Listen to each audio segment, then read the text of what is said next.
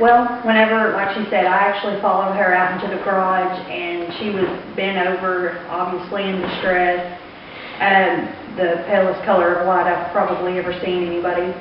And of course, I'm trying to ask her what's wrong, and with her abilities, she went through things similar to this before. She had told me later on that was probably one of the worst encounters that she had had thus far, just as far as the feelings and being terrified and things like that. But while we were out there, I have some sensibility as far as like with the paranormal. I have a lot of those things where you just kind of blow it off with the out of the corner of your eye type thing.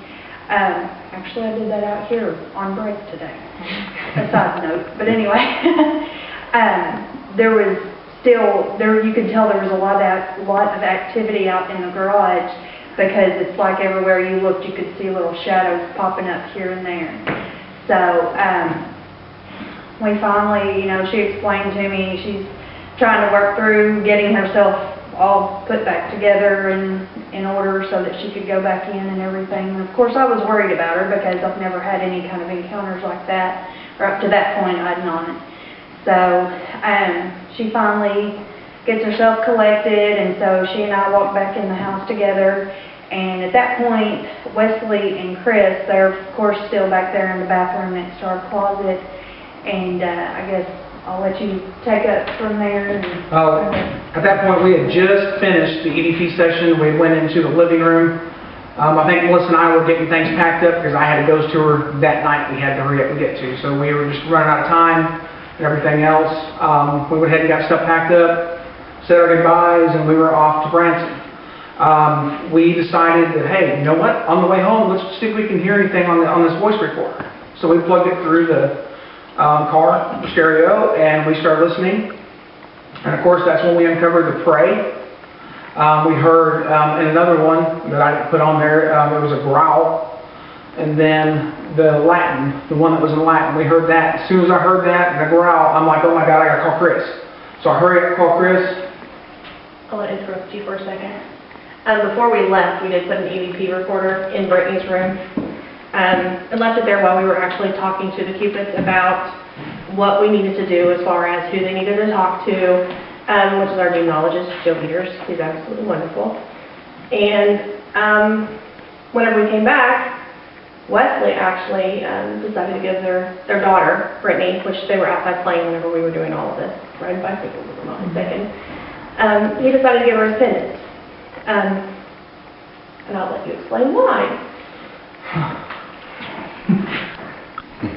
We could tell with Melissa's feeling she was getting in the bedroom that, this thing really wanted Brittany. She said she didn't know why or what, but it wanted Brittany. This is before we had the extra pendants, and, we carried, any of our stuff with a blessing kit at this time. So like Melissa said, I got Joe in touch with Chris. So I knew there was going to be pendants and the blessed candles sent to him within, 3 days to 5 days. That he'd get it from Clearwater, Florida. But there was something that told me inside, before I left, make sure I get my blessed pendant to Brittany. Something has to protect Brittany.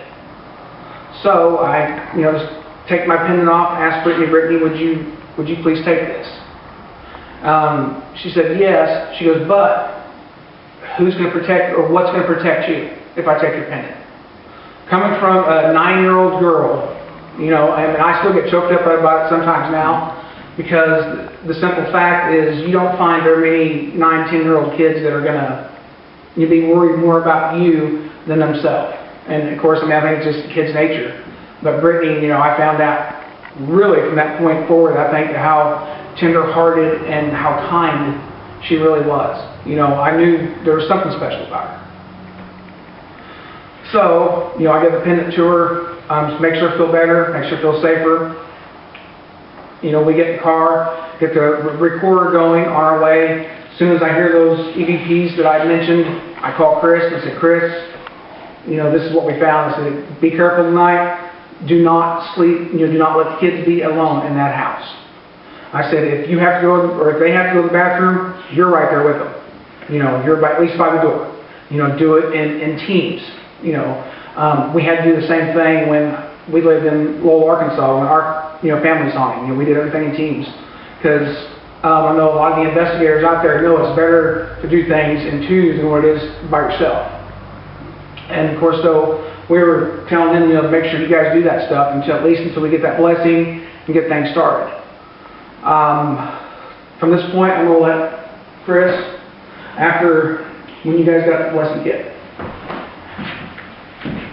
Okay, when we got the blessing kit in and everything, we took and immediately put our blessed pendants on, and then we went to all four corners of the property and dug a hole and put our St. Michael's pendants on all four corners of the property. And while we were doing this, all of our family, said a prayer, and we had a blessed lit candle with us as we done this. And then when we got done doing that, then we came inside the house and we started at one end of the house to the other. We went through and we said a prayer, and we had the candle lit, and we took a Bible. And when we got through all saying it in unity, the prayer and everything, then we touched the Bible to the four corners of the walls, the ceiling, and the floor, and just pushed it out of the room. We kept doing this until we got to the last room and shoved it out. Well, this helped for quite a period of time there. But then it started gearing back up again and everything, and I'll let my wife, step in and tell about that from there. Okay. It had been, it was several months before we contacted you guys. I mean, we talked, but yeah, we didn't actually contact you guys back with any problems for a couple of months. And we had a huge change in our family. We've got 3 more kids in addition to just our 2. It's my niece and 2 nephews. And long story short, it was just a really bad situation for them. And so, of course, anybody that's really worked in this kind of field before, bad situations tend to bring bad things with them, And so, at the house, we ended up, activity started picking back up. More scratches, more things getting moved.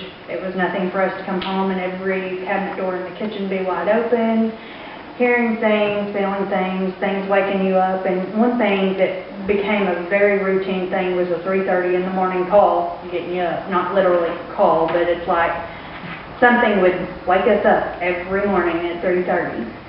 And so, at this point, like I say, when all this happens, we contact Melissa and Leslie again, and we're like, look, we've got some stuff going on again, and kind of explain the rundown of the changes that have occurred in our life. And then, so they're like, okay, we need to figure out what's going on, get back down there.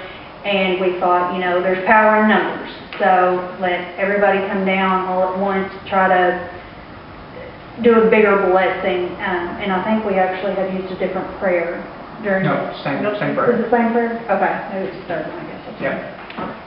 Like I say, starts running together.